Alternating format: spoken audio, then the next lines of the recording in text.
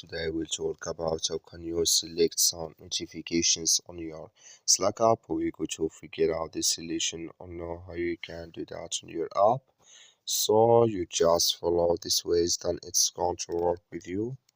So all you have to do, so you just go here, you go above your photo here, click on it. So when you just click here on your photo profile, it's going to take you to this list. It's going to show for you like this here. So then you click here on notifications here, just click on it. When you just click on it here, then it's going to take you to this list here. Then you click here on system options.